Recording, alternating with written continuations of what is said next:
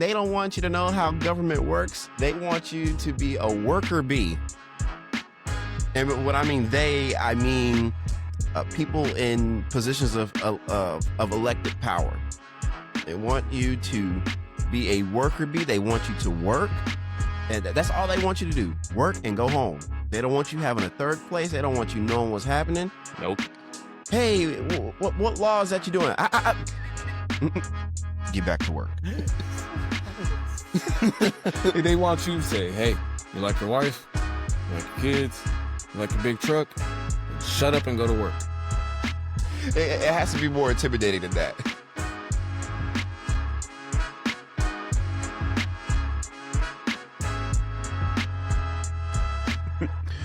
Yo, what's up? This is episode 17 of the Porchlight Theory, where we have unfiltered conversations, but sometimes it is necessary. I'm Tristan, and the coolest brother, Nick, is in the virtual room. What's good, my niggas? Brother. That was a strong one. We back. It's been a minute. I did 2 mini pods. That was interesting. But it's always wonderful to do this podcast. The man with my had to best get friend. some stuff off his chest, and I appreciate it. Most definitely. It was needed to be said. Was Which that I last guess episode? What were you going to say, bro? I was saying it is some awkward timing, especially with how you went in on a certain, I guess, soon-to-be former congresswoman. Yeah, I did a mini pod about Marjorie Taylor Greene, and I was basically saying, just because, she's no longer besties with President Trump, that should not be an incentive for you to immediately trust her. Well, I guess you don't need a reason to trust her moving forward, because her last day in office is going to be January 5th, 2026. She is resigning from office, which is something that was brand new to me. This is as of Central Time, 7:07 p.m. She tweeted this out. We're recording this on a Friday. So this is breaking news to us. So I log in, my boy is like, hey, Marjorie Taylor Greene's resigning. No way. No, she's not. Click. Oh, she really is. Shout out to my boy Austin for hitting me with the alley-oop before we went live. He said, hey man, MTG resigned. I was like, no way. That is all the proof. crazy. I was like, well, it looks like we're shifting what we're talking about today. Yeah. That is crazy for her to be resigning. I have, let me pull up this article from AP, because they will summarize it for us. Here we go. All right. So let's see. I'm trying to get to the important part. So Greene, in a more than 10-minute video posted online, explained her decision and said she's, quote, always been despised in Washington, D.C. and just never fit in. She is absolutely correct. She had no business being in Washington, D.C. Read the room. Golly. I mean, she just, you know what? Before I even continue reading this article, bro, that lady has been off of being for the past 5 years. But also think about it. How unhinged was she in so many of those hearings? Like, she was a complete obstacle to progress in a lot of hearings. And absolutely. The just blatant ignorance that was exuded at times is ridiculous to be even allowed and to be taken serious. So the whole pivot doesn't make sense. You remember that high school shooting? When she followed and harassed David Hogg before he even got involved in politics and was just harassing then a high school student? It's just wild. Do you remember Jewish space lasers? Do you remember them wasn't she going into like the halls of Congress and knocking on people's doors and like lifting up their mail slots and all that and yelling into their offices and doing all that performative stuff? She's weird, man.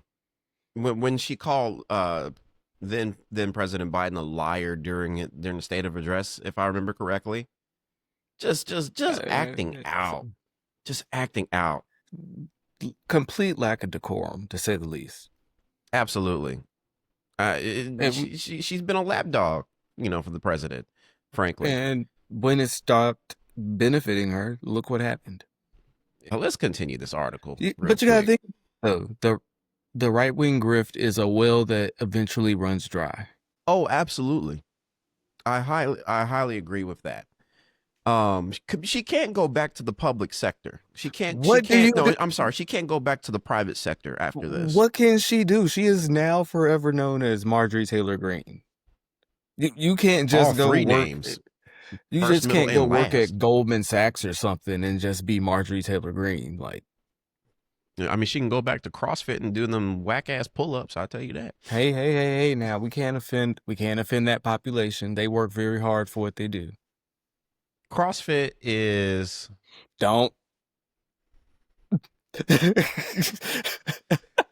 CrossFit is White people's diamond gym. Huh. So this is what you're choosing to do with your Friday.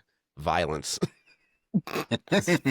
Just why? Just why? I'm gonna have like 50, like 3-4 swole dudes is knocking on my door.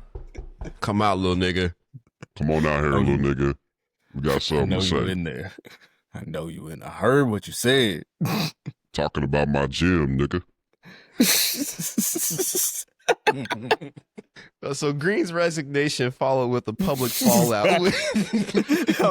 Hell of a transition, buddy.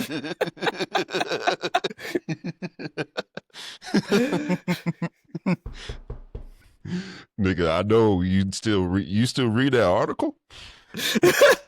Come on outside, my man. Hurry up, bro. Come on now. You finna do burpees, nigga. I don't miss those. You know what? We're gonna put on this 10-pound vest on you. Wait. The second paragraph is gonna piss you off again. Greene's resignation followed a public fallout with Trump in recent months. Wait, no, the one above it is the one that pissed you off. Wait, what's up? The part above it is the part that pissed you off. Not the part of the article, but when it actually happened in real life. Yo, she put out a 4-page statement. And a 10-minute video. I'm not watching that. I'm not reading it. That's a lot we for you did to read express, just to tell folks that you're gone. You could have just done an Irish exit, or what's it called, an Irish goodbye? Yeah. Could have just done that. I want y'all you gotta draw it out and get the 4-page statement. Whole lot of nothing. We read it. It's a whole lot of nothing. Nothing. It's a whole lot of nothing. She expressed. She takes pride in Doge and defunding PBS and NPR. How you gonna take pride in defunding Elmo? And then she tries to then garner sympathy, which, you know, she did have some heart-stricken moments with family and stuff. I won't just gloss over that. Yeah. But still, it's like, bruh, I hope this was an email. I say good riddance. But, you know, while we were, you know, before we started recording, we had to ask ourselves, like, why all of a sudden is she resigning? And I think that I see 3 outcomes out of this. 1, she will run for Senate, but as an independent. So this is her way of breaking up with the Republican Party, MAGA Party. 2, she becomes a right-wing correspondent or a podcaster. So welcome to the club if you're going to do that. Or 3, the private life. And I think that's just unattainable. And I think she'd have to go to Montana or something where she could just, her and whoever she chooses to be with can just be in the middle of nowhere, where she could just be on a farm and not talk to, and find a way to do a Fox segment every once or twice a week. Oh, yeah. I mean, 5-10 years from now, hell, maybe 3. I would say a few years from now, I wouldn't be surprised if I see MTG as a TV show host on a conservative network for like The Blaze or something, or Fox News, or she's sharing the desk with Megyn Kelly, something. Bro, I'm telling you, there's some. I don't want to be a conspiracy theorist. Okay. But I have a feeling that this is just a marketing ploy for her. She's going into some other venture. It She's could going be. to announce some other venture. She is too grandiose in everything that she does for me to think that she's going to go out without a bang to announce her next venture to help garner some type of momentum towards her separating herself from the political landscape in this aspect, at least. Like that's just not been her motif in the past. So for me to think that this is not something that's just a lead to her better, engrossing herself or getting more revenue, that doesn't fit her, in my opinion. Her resignation, which I do find interesting because it's on January 5th, just the day before the January 6th insurrection, 5-year anniversary. But Mm-hmm. I also look at this as Marjorie Taylor Greene being the canary in the coal mine because she has seen the upcoming failure or disaster that's about to happen if people are still aligning themselves with MAGA, if they still align themselves with the Republican Party at this point. And she is jumping ship. I think because we have to ask ourselves, why is she resigning? And that's the hard question because It is. you don't know with her. Just as you had voiced it, what can you really trust from someone that was so radical to a certain point that all of a sudden is willing to make this dynamic shift? I'm trying to think of another radical or loyal Trumper who is similar to Marjorie Taylor Greene. Comey? Who? James Comey? James Comey. I was thinking like maybe Lauren Boebert, but she's been quiet lately. Oh, yeah, you're James right. No Comey. one knows. Comey is definitely not loyal to Trump because he recently, the charges were dismissed. Yeah, I on know him. they are sick. They are sick about that. That's something to say as well, that the fact that their only shining grace with this administration is knowing that they have a level of incompetence that grants itself to know that while they do act brashly, it can have repercussions because they do not do it in the correct manner. And they can have these nefarious plans. They can have this idea to do Project 2025 or whatever, Mm-hmm. but by no means do I feel like they have the faculties to be able to actually pull it off. It's like y'all are gonna go about it the wrong way. Like if there were smarter people at the helm, I would be worried. Basically, is what I'm trying to say. Yeah. This current administration, I would describe them as cartoon villains. Yes, Literally the Legion of Doom 1970s type villain. that's what they want to be. They want that kind of notoriety. It's wild. Like, be and serious. You're an adult. and it's like, how do I explain this?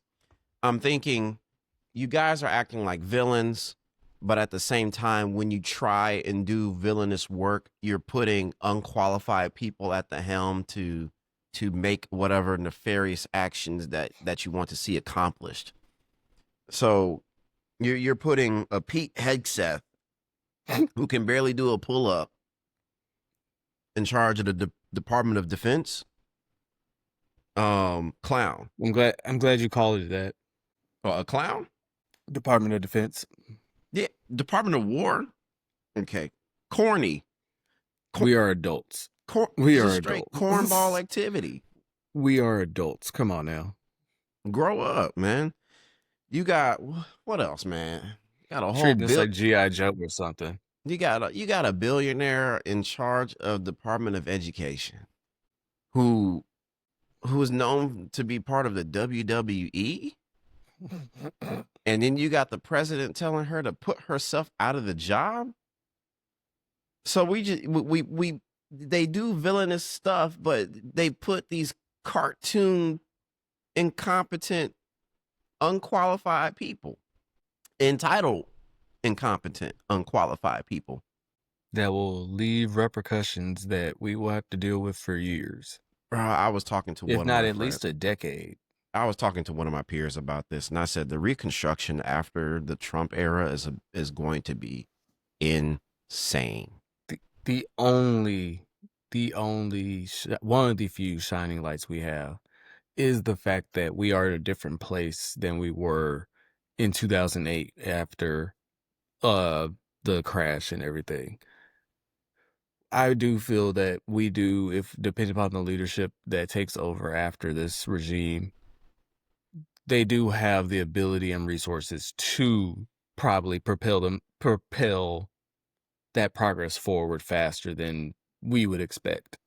I think it's going to take a long time to fix whatever that's been damaged from this administration. We're like 48% complete in Project 2025. Oh yeah, it's going to be something that's It's going to drastic take a while. because I think it's going to be more so the idea, well, socially, I'll say, I think it's going to take a while. I think fiscally and economically, it can, and, with policy, things can be made to go back. I think if you look into what certain economists are saying, companies are already preparing themselves for things to go back to some point of normalcy in the future. Like they know that not everything is going to stay the same way during this administration. So to a certain extent, they know it can return back to the way that it is, or it can completely shift. So these companies aren't dumb to think that this is just the new norm after this. I have a warm take. I don't think it's hot. I think it's warm. Um, if and when we see a chapter after the Trump administration, this Trump era, um, going on to what I was saying about Reconstruction, the Republican Party needs to be punished for that. They need to be punished for all the stuff that they pulled and the damage that they've done and how they let so much slide. Um, and the Democratic Party, they'll most likely let them slide, and they'll let them slide to say, "Oh, we're doing it to just keep the peace and whatnot, and we'll try and move on as a country." Lawmakers said the same thing about the aftermath of the Civil War and slavery. We Yeah. just got to keep the peace and just and move on. And Yeah. this is part of the aftermath of not smacking their hand after touching the stove, and they just been playing around in the kitchen this whole time. I would say that they're going to receive the adequate punishment through the fact that there's going to be a generation of new voters that just aren't going to be down with voting with the Republican Party just based upon their experience. Like in their formative years as adults, they are going to see how this has impacted lives and how it's impacted people. Like I don't think they really understood, and I think they'll see it in the midterms. When I say they, I mean Republicans. They If will we have a see midterm elections. midterms. We will. They will see it in the midterms when people are so upset about how, for one, the shutdown. I don't care what anyone says. You started to see a shift in the people starting to be like, you can only keep blaming this on Democrats for so long. 40 Like, days is crazy. Y'all can only keep blaming others for so long. Y'all can only keep blaming Biden for so long. And I think they're going to first feel it in the midterms, and then they're going to see it within. I can honestly say I don't think that there's ever going to be another Republican president in this next decade. Within That's a bold claim. I think that's a bold I don't claim. think there will. This generation, you got to think about this generation that's coming up, and then the ones that are voters, and then especially now since they make it so hard for people to vote, you're also alienating yourself and a very wide demographic that votes typically conservative. Like they've been shooting themselves in the foot for so long with so many small movements that they have made. I think that it's really going to disparagingly hurt them. Like I don't know. It's just something about how everything's been carried out. And then also, you can only not benefit people for so long before they get tired of it. I wish I can say that about voters in Texas because Governor Greg Abbott is asking for a 4th term, bro. He's going to get it. You really think so? Bro, that man has been in power for more than a decade. And the The fact only that way, because Beto messed up when he talked about guns. That was his downfall. Now, who's going to run against him? We don't have a Beto anymore. there are some candidates who are there. I think there are like 2 or 3 Democratic candidates that are running against Governor Greg Abbott, and they look promising. One of them does. Like, I know there's one, but it's like, even without the gerrymandering, which we can talk about, mhm. he somehow just still wins. Like, I went to go vote, and either way, like, you guys, I can talk about that. As my voting experience, the way it was worded was so, I knew what I wanted to vote for. So that Those was not, propositions. yeah, I knew what I wanted to vote for. The way that they were worded was so, I feel, intended in a way to cause a level of ambiguity when it comes to making a decision if you were not an informed voter. I I've felt that seen was, yeah. I've seen reports from local news in Dallas where constituents were saying they didn't even know that there was an election for that.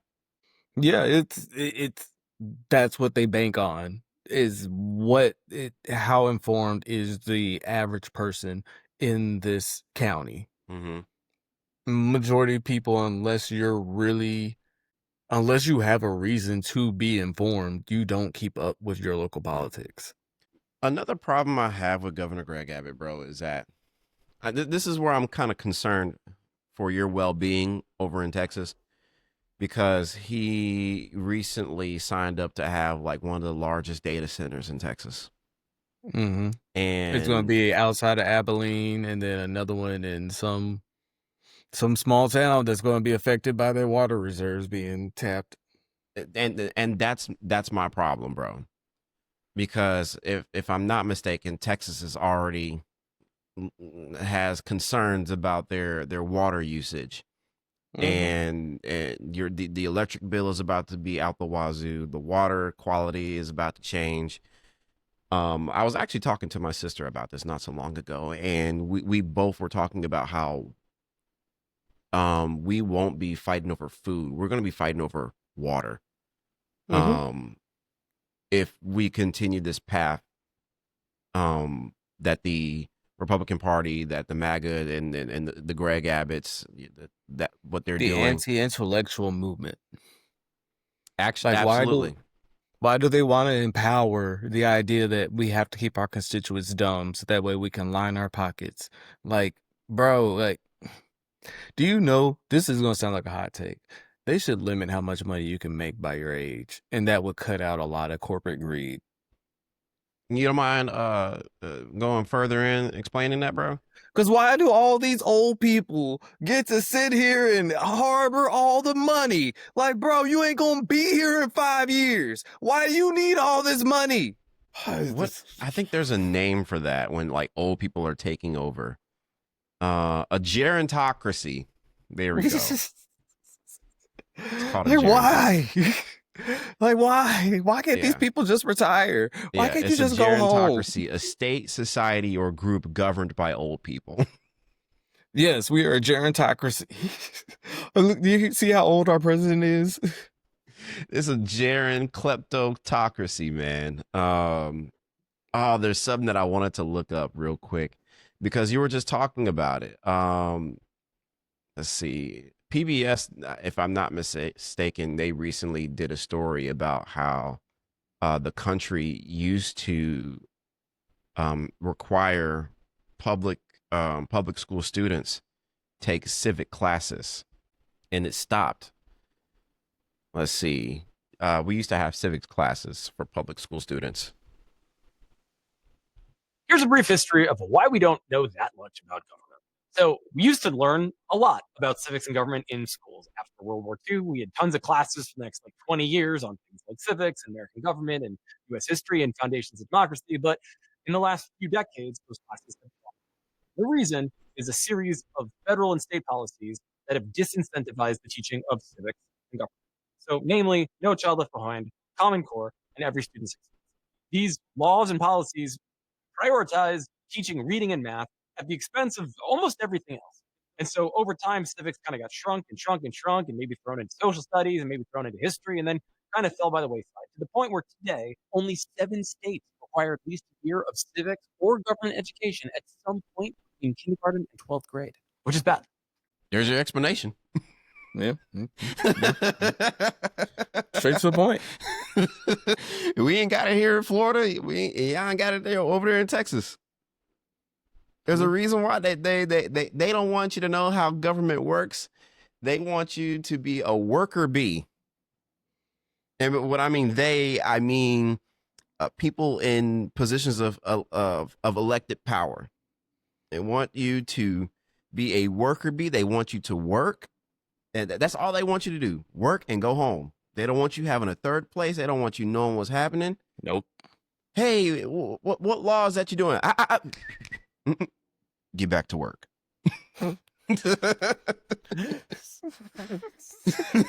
They want you to say, hey, you like your wife? You like your kids? You like your big truck? Then shut up and go to work. It has to be more intimidating than that. Like No, that that's truck, all it huh? has to be. No, that's all it has to be. You like your wife? You want to keep that truck? That's a beautiful, beautiful son, lovely daughter you got there. You want to keep it that way? Get back to work. Don't be worrying about what we're doing over here in DC. You keep bagging them chips at that Lay's factory, nigga. I heard your piglet wiggly. You better go back to the Piggly Wiggly.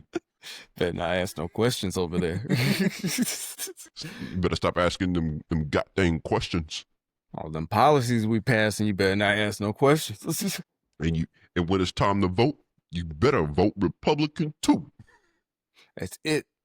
Down the line. But don't ask any questions. You don't need to know anything. Name a policy. What? You want health care? Socialist? You want health care? What? It's either two things. You either get health care or you get SNAP. You can't get both. How dare you not want to starve? You want rights? Socialist? You want my taxes to help people? Oh, you need formula? Better pick yourself by the bootstrap. You better go grow that Similac yourself. Grow Similac? Like, how do you want people to get this stuff? Yo, growing Similac. That's their expectation. They're like, if they can't afford it, they can figure it out. I've never understood that, because that's the reason why I said it, because their explanation is always, well, they could just figure it out. Yeah, I'm just go in the backyard and grow some Similac for my kid, bro. Like, what? Hey, man, I wouldn't be surprised, like 5-10 years from now, we're going to be seeing like synthetic Similac, Simicrack. They're going to be selling Similac out of the back of people's cars. They're going to have bootleg Similac. Hey, I got it for the low. Hey, let the kid try a scoop real quick. Try a scoop? How much is Similac? I don't know. I don't want to jinx myself looking up how much Similac is. I'm looking it up for you, bro. Bro, look it up for yourself. Let's see. Similac can be $50. Ooh. It can be $20 or it can be $50. That's birth control right there. Can you imagine? Yeah. Nope, I don't. I got a I don't quarter need zip to. of Similac if you need that. Bro, even Marshall. Complex is Have you been- covering Marjorie Taylor The fact Greene. that Complex is covering that. That is wild. Bro, that is wild. Also, I want to talk about the fact that Steph Curry is a sneaker, is now officially a shoe free agent, and he has been wearing whatever he wants. The man is in the Jordan Oregon threes. How long has he been trapped with Under Armour? I won't say trapped. How long has he been signed with Under Armour? For quite some time, almost a decade, I would say. Closer to a decade, I would say. Because his best ones are probably the Curry 4s. They're pretty nice. Can you wear Under Armour shoes for 10 years? Even if despite how much they're paying him, yes. Under Armour shoes. For how much they were paying him, yes. There are kids that only get Currys. Like they only wear Under Armour. You have to remember there is still a whole segment of the population that wears Under Armour religiously. Mm-hmm. Like there's schools that are sponsored by Under Armour. So yeah, he capitalized on the right market.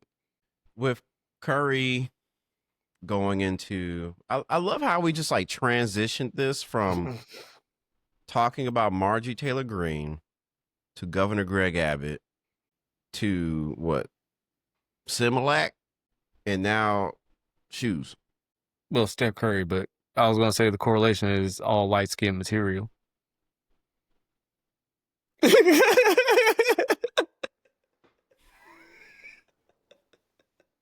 I lost my ring. You're the problem. I can be. But y'all might be. I might be. You hear that, children? Get you some Currys and some Similac while you at it. Some kids do love Currys, though. I mean, it's not a bad shoe. I don't hoop like that, so I wouldn't wear them. Right. What brand would you like to see Steph Curry transition to? I mean, he's probably going to do his own. He's going to have his own shoe.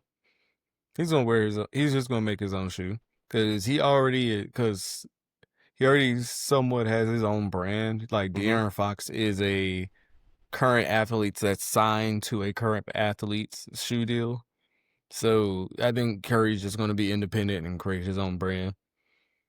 BBB. I think he's set himself up with the way that he's moved to ensure that he has the real and also social capital to be able to go into a venture where he has he's his own entity in that way. I would say that's the way he's moving, but also that would align itself with the career he's had. Like I'm saying this as I'm someone that's LeBron is my favorite player, but I give Curry his credit for becoming the player who he is today. Like who he is today, no one projected him to be this. I knew coming out of Davidson he was good. Like he deserved to be a top 5 pick, honestly. So, but they were worried about his size and injuries and stuff like that. But like you have to also give credence to that. He worked his way through those injuries, which I'll save it for another day. That people forget D Wade is a third because there's this talk right now about James Harden being better than D Wade all time as a top 4 point guard. I believe that it goes Kobe, Okay. Kobe, Michael Jordan, Dwayne Wade, James Harden, Allen Iverson. Yeah, I forget Jerry West. But the reason why I say that is because everyone thinks James Harden is better than D Wade, but I tell people forget D Wade's career was cut short because he came in the league with no knees. Like he already had like no tissue. It was basically like bone on bone. So he did not really. We never really got to see how great D Wade really could have been. Like even when LeBron and the Big Heat 3 got together, you could see that after the 2012 ring and going into 2013, his knees were just not holding up like it used to. And then 2014 is when it just started really falling apart. And that's when they broke up. Real quick, since we're on the sports talk, and I don't mean to venture away about like D Wade and them, but I really want to get your reaction, your take on Nico Harrison like finally leaving the Dallas Mavericks organization. I'm never happy about someone losing their job. Yeah, but before you go into your opinion, please hear this. The man responsible for trading away Luka Doncic is no longer employed. Kakarot, Nico Harrison got shit canned. All right, now the Mavericks can finally start being a good team again. Oh, how I wish that were true. Miriam Adelson is still the owner and is still pushing and lobbying for degeneracy like gambling to be legalized here in Texas. What does gambling have anything to do with the Dallas Mavericks firing Nico Harrison? If Miriam Adelson doesn't get her way by the time the lease expires at the American Airlines Center, she will throw a fit and move the team back to Vegas. That seems a bit presumptuous, don't you think? I don't know. I don't think she's this evil mastermind like you're making her out to be. Kakarot, you blasted fool! She literally made her entire fortune pushing degeneracy on the Other nations. Why else would she want to build more casinos in America, but not her hometown? Why won't Vegeta just put Miriam Adelson in the Labubu? Will firing Nico Harrison make any difference? And will Trunks be caught watching Five Nights at Freddy's porn? Find out next time on Dragon Ball Z! Thank you for listening. That was the most okay. But I'm never happy about someone losing their job. Nico Harrison, I would say it was inevitable. He was going to be the scapegoat for that if it didn't work out immediately because the move itself was for the short term when it was made at the time, because we did not know that the Mavericks were going to get the number one overall pick when they traded Luka and all that. So it was a move made for the immediate. So if it didn't work immediately, then we knew it wasn't going to work. The fact that the Mavericks got off to a very bad start, someone was going to have to be the scapegoat, and the fact that they just gave Jason Kidd an extension, there was no way they were going to fire him. So yeah, he was going to get fired. That was going to happen. Like I said, I'm never happy about anyone losing their job, because one thing people have to remember, outside of the Luka and Anthony Davis trade, he had built a great roster. He had been putting Dallas in the right position with the moves he was making. We had no complaints about him as a GM prior to this trade. So yes, the fact that he did the Luka trade and did not get more back, that is, people have to put this into a proper perspective. And the hate itself, I've always felt, was overreactive. But I'm also someone that was never that high on Luka, as far as if I want my franchise to genuinely have a chance to win a championship, I did not feel that Luka being the best player on your team is going to allow that to happen, because heliocentric basketball players do not win championships.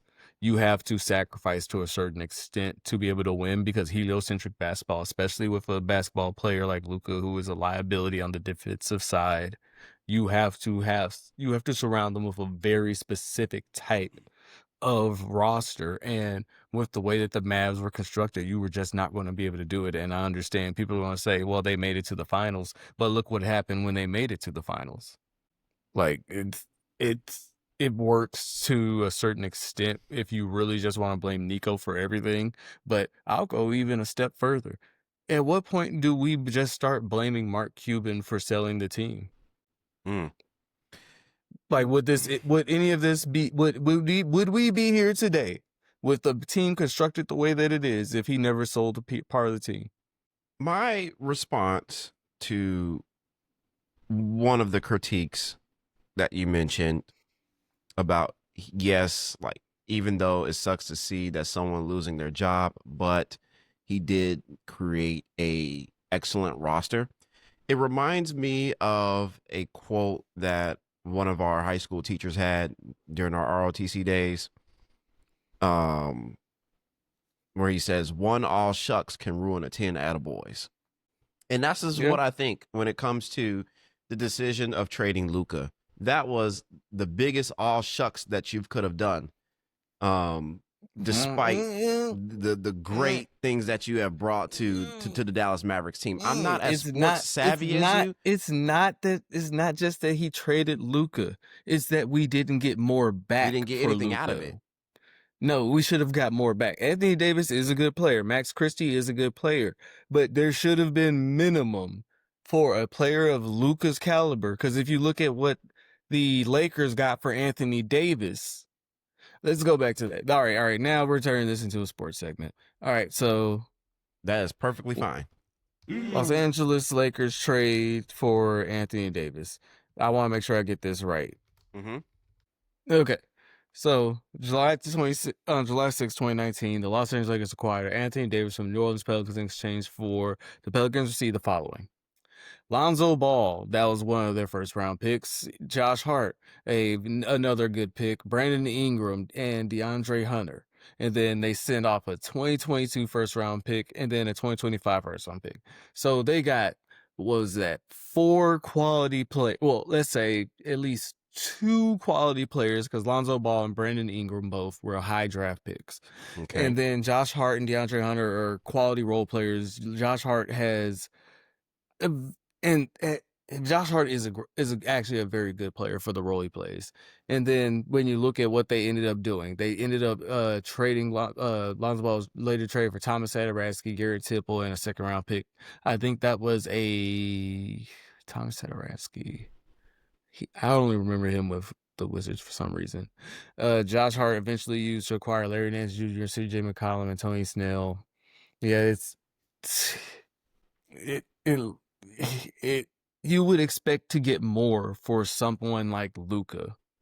But Anthony Davis also was a different monster. But it would be safe to say Luka's offensive output far exceeds what Anthony Davis was doing on the offensive side, but his defensive upside included with his offensive game was truly amazing to watch. But yes, that is the reason why I truly, and I think everyone should truly have an issue with it, is not the fact that Luka got traded.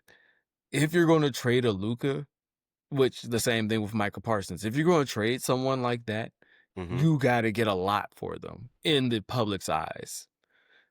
But like, Jerry got a lot out of it. Yes, I feel like Jerry got amazing for Micah, because I never thought that if Micah is one of your best players, you could win. Because he's more flash than impact, in my opinion, because he could easily get burnt out. But to go back to Luka's liability on defense was his issue. And you can't be on the ball that much and then be so disengaged when you're off the ball. I also feel that it was better for Luka's career for him to get traded, because no one in Dallas was going to challenge him. May I interject on one point that you made? What's that?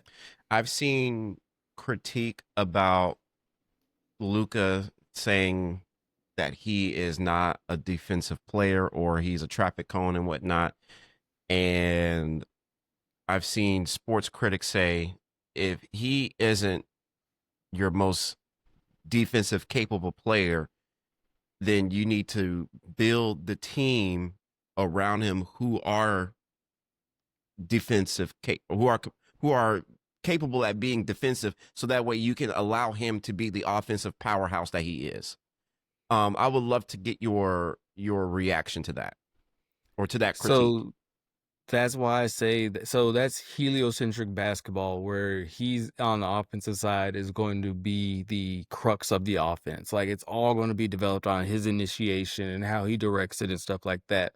But it also leads to him throwing quite a few grenades, where if he's not getting off his tween, step back, drive, doesn't get a good look and kicks it out, he's just throwing grenades at the last second, or gets disengaged when he's off the ball and waits for the ball to come back to him. That's a part of the issue. And that's why I said I think it was good for him to get traded, because I think it lit a different spark in him, because I don't think anyone over here was really lighting that fire under him to really force him to change how he plays. But outside of that, you got to think about what you said, or what the person said. You have to build your team in a way that basically makes up for the defensive liabilities so that way he can focus solely on offense. How do you build that in this current NBA? Name me 6 players that you can build around him that are free available at the time. That's the thing though. That team was built through the draft and very smart free agent re-signings and things like that. So but also the way that Curry plays and the team around him plays. You had Klay Thompson, who, yes, a defensive stopper, but one of the best shooters of all time. You also have great role players like an Andre Iguodala who can knock down a three, but also is athletic and a great point of attack defender that also can take advantage of cutting lanes because Curry is such a threat. Didn't the Warriors develop a similar system with Curry, allowing him to be an offensive powerhouse? It was a unique system in the way that it was ran, but also with the personnel that they had. I was going into how Klay Thompson is a perfect counterpart, but also a rare counterpart. Not many people are going to have that defensive capability, but also the rare shooting of a top 5 shooter of all time paired with another best shooter of all time. Like the Warriors, as an example, is very unique, is because that situation is the definition of if the situation is at its best. Like, people don't understand that the reason why that team was considered the best team of all time was because of the fact that Curry was not thought of who Curry is right now is not who he was when that team went 73-9. Mm-hmm. That team, That was something special. yes, that people have to think about it. None of them were really considered the best of the best at that time. Like, Steph was considered the best on the team, yes, but he was not at that pinnacle that everyone viewed him as right now, in my opinion. But I think after that year, that's when everyone was like, all right, he's at least top 3 in the league. But he was not viewed as this all-time great player to the extent that he is today. So you got to think about that. They did this with him. I'm basically saying I'm not trying to diminish who he was at the time. I'm just saying that he's not who he is today. So that team have him, Klay, Harrison Barnes, Draymond Green, Zaza Pachulia. Zaza Pachulia, Leandro Barbosa. It was the literally perfectly constructed team. You're forgetting one person. Livingston. Iguodala. Iguodala. Sean Livingston, yeah. That team was just stacked. Like, that was the perfect team. The way that the role players fit into their role and they bought in, the scheme that they had. Steve Kerr knew how to mix the triangle into their modern offense. It worked so well. Like, it's like I said, everyone knew their role. They played it perfectly and it worked well. And it was the perfect execution of, yes, I have a superstar, but I have the perfect team around them. And that's why I think that team is the best team of all time. Even with Kevin Durant coming the next year, I still think that team, I think the Kevin Durant team and that team would fight it would be beautiful to see. Another thing I want to bring up real quick, because I know I'm still talking about Nico, is how do I ask this? I think there are certain things that viewers and listeners can take into consideration regarding this Luka trade. Like, didn't Nico have a fallout with Luka, Mark, and then Dirk was shunned by the Mavs organization? Doesn't that all play a role into Luka getting traded to the Lakers? Because I don't think it was. I'll deny it. There are people or critics or speculators who are saying that Nico is the scapegoat. And I don't think he's the scapegoat in this situation. I think he brought up the idea of trading Luka, high risk, high reward, to to the owners and the general manager, to the owners of the Mavericks organization. He pitched it to them, and they accepted the pitch. And when they realized that the outcome was worse than they thought it was becoming, despite getting Cooper Flag and all that, like high risk, and the reward was not that great, despite getting Cooper Flag. What if you get Anthony Davis, Max Christie, Dalton Connect, and 2 first-round picks? So now you're speaking Even of if the so I say that even if the season is what it is today, we get an extra player and 2 first-round picks for the future. That at least makes this season be like, oh, okay, even if we suck, we have a first-round pick this year, another one next year, and there's next year, so we get 2 first-round picks in the first, which is equivalent to kind of what OKC and Utah Jazz can do, because OKC has all these picks that they have stockpiled, so they can forever reload and be good for the next decade. And Utah, even though they suck, they still have a lot of draft picks. But they suck because no black player, no good black player wants to go play in Utah. Congratulations, you just got drafted to the NBA. Unfortunately, shout out to Ace Bailey. Unfortunately, you're going to Utah. That man's. I gotta find that video of Ace Bailey when he found out he got drafted to Utah. I had a news director reach out to me about working in Utah. I'm like, Salt Lake City? It must be a beautiful city. And, the mountains and all that. But this is after I was living in Illinois, and I was like, no. I already did my time living in the Midwest. Rural Midwest. At that. I've survived 2 Arctic freezes. I'm good. Utah, Salt Lake City must be a beautiful place. Has to be beautiful. I'm not going back out there in the cold. I heard it is. I wouldn't either. Oh, shit. I'm not going out there in the cold again. You found the video? Yeah. 25 NBA draft. The Utah Jazz select Arius Ace Bailey from Rutgers University.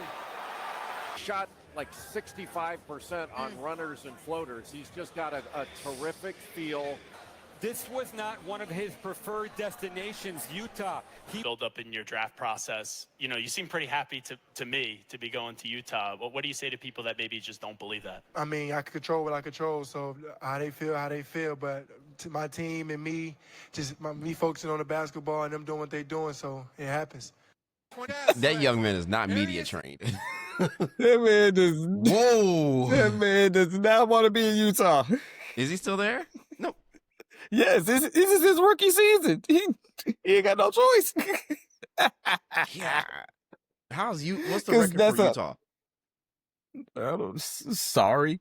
But that's the sad thing also. He came in with terrible advice from his agent, basically saying he doesn't want to go to certain places, won't work out for certain teams and all that. Never do that. That is terrible. If you ever get that kind of advice and you're not the decisive number 1 pick, never do something like that. Like, you have to be the undisputed. We know you're going to be the number 1 pick to have that to move in that type of motion.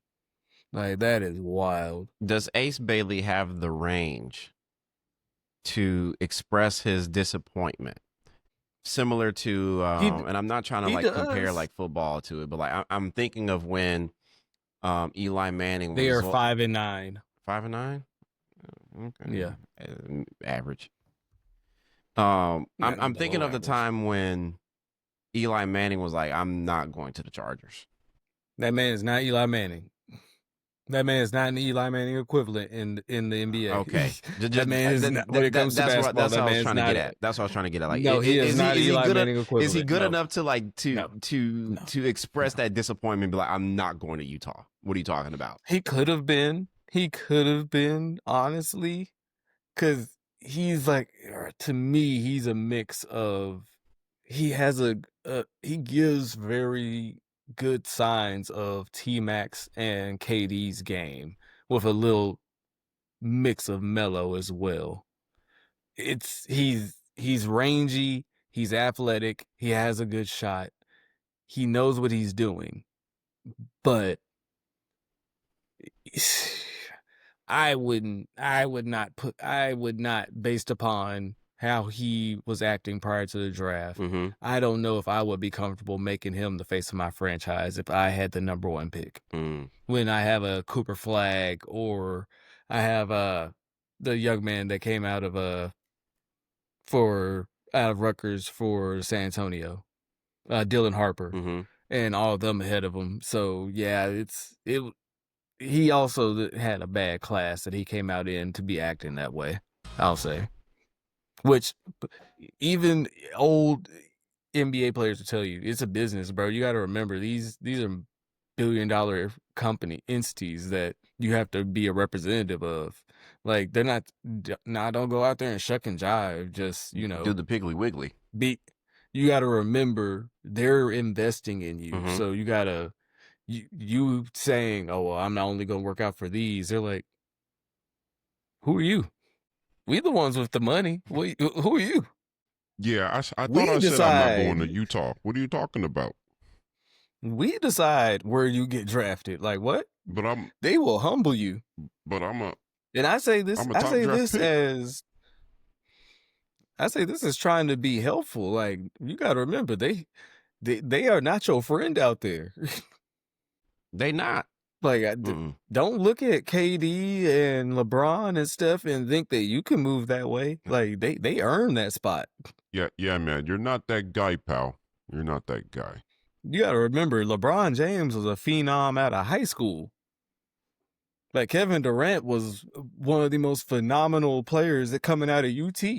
Steph Curry was one of the most electric players in March Madness. Like, even Blake Griffin was insane during his college runs. Like, you got Trae Young, all these other players. You have to remember the cachet that they built up before they started acting like they were something.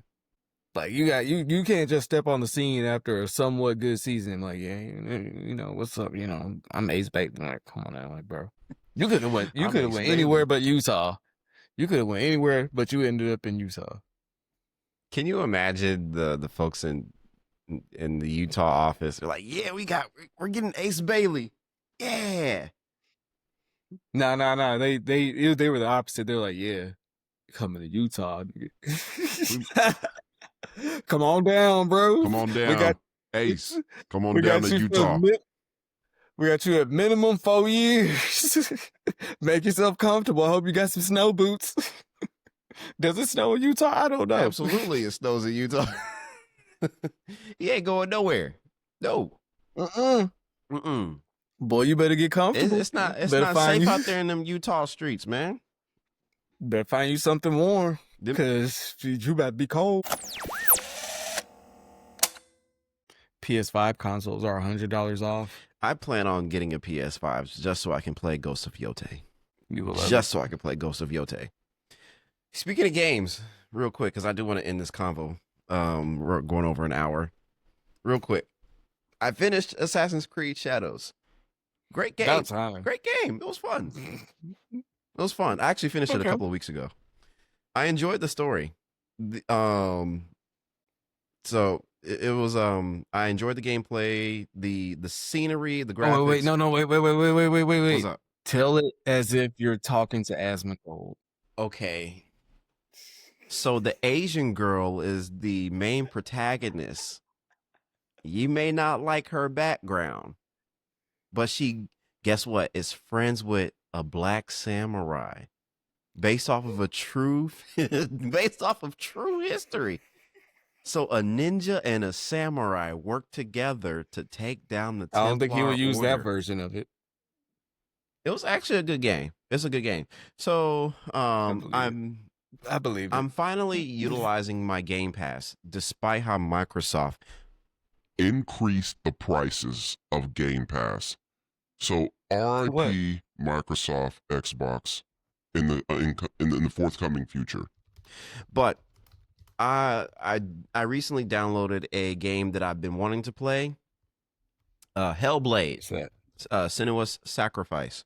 I'm actually interested in that game. I love a game. Wait a minute. With a good story. Wait a minute. What's up? Game Pass is only $9.99 Check the yearly version. a month. Yeah. The yearly version? because Oh, they you talking increased those about for prices. the annual amounts? GameStop said they're not increasing those Annual. Game Pass prices. No, the physical ones. Right. Annual costs: Essential $119, Premium $179, Ultimate $359. God damn, $400 for what? What was that? Exactly. What comes with? All right, I haven't used Game Pass in a while because I've been on Sony since the PS4 Mm-hmm. and Nintendo. That's what I've been playing lately. I've been playing a lot of Pokemon. Oh, there's nothing wrong with that. I plan on playing. I you know what? Even though I downloaded Hellblade, I have to start Ghost of Tsushima. I know it. I know it's a good game. I just know it is. I love a good. It's an amazing game. Yeah, I love a game with a good story. I'm I looking love forward playing to it. It's one of my favorites of all times. Game Pass Ultimate. So Game Pass Ultimate basically just gives you everything. Mm-hmm. But it's gonna give you everything, but you're only gonna play like the same 6 games at most. So why am I paying $400 to play 6 games? Because I can go back and hey, here's Watch Dogs from the original game. I can play that for a little bit. Oh wait, I want to go back and play Hogwarts Legacy. Mm-hmm. Oh wait, now I want to go start Far Cry 3 Classic Edition. I remember that game. That was fun and nostalgic. Oh wait, now I can pop over. See how fun that sounds? But then think of in reality, how much time are you really going to have to do that if you're a real functioning adult? Oh yeah, absolutely. And I think this should be an incentive for you to actually save the consoles that you buy and save the games. It's one thing to download a game, but it's another thing to physically own a copy of it. I can go download Jade Empire, a Xbox Classic. I can go download Jade Empire right now, but it's not going to have all the DLCs that come included with that game. And this is why they are afraid of the Steam machine. I'm actually interested in that. I'm so ready for the Steam machine. I've been trying not to buy a Steam Deck for so long, but it's that thing, especially the fact that you can find just a way to, I move screens, but you can display that. You can dock it and display it onto any type of monitor and all that and just play it like a regular mini PC, essentially. Yeah. It's just having that capability, especially with the games you can play, is that opens that Steam console is going to open the doors for console players who are interested in PC gaming. And I'm one of them. Because people really underestimate, because there are those that really are intimidated by the idea of, PC. utilizing a PC for Yes, gaming. Absolutely. I'm someone that ventured into early PC gaming, with the old RTSs and all that. Mm-hmm. Yes, it is intimidating. I can't lie, because all it takes is one error and you're like, oh, what do I do? How do I troubleshoot this? And it can be difficult, especially if you're building a PC from scratch and you don't have the pre-builts and all that. And then also keeping up with, updates and actually adjusting your hardware and stuff. Mm-hmm. It is intimidating. So yes, I agree that bringing in the Steam machine, that is amazing to have. And then I hate gamer discourse so much. And then, we talk about the anime discourse as well. It's it's so unwelcoming. They're like, bro, why can't you just learn how to watch a video for a little bit and figure out how to put your PC together? It's because I don't want to have to keep up with having to buy another 5080 every year or whatever. You speaking their language. I mean, I know what the stuff is. It's I just don't want to have to keep up with it. Sometimes people want their escapism to be simple. I just want to press a button and play. That's all I want to do. I don't want to have to be a wizard to know how to utilize my point of escape. Mm-hmm. Majority of us, we love gaming, we love our anime and all that. But if it became a chore, I would be okay with not, having to deal with it anymore. Yeah. Most people just don't want their point of fun and escapism to cause them more stress than what their regular day-to-day brings to them. God forbid a black person wants to enjoy anime and gaming. God forbid. God forbid.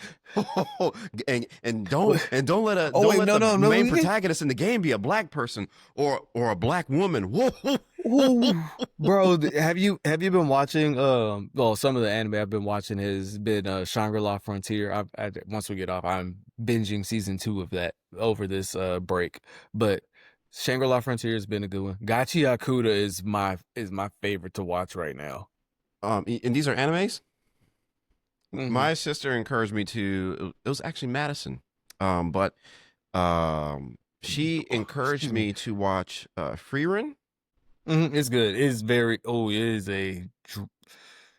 it's a drama, but it is good. It is well written. I'm 3 episodes in, and I'm low key hooked. It's like it's very compelling. It's an emotion.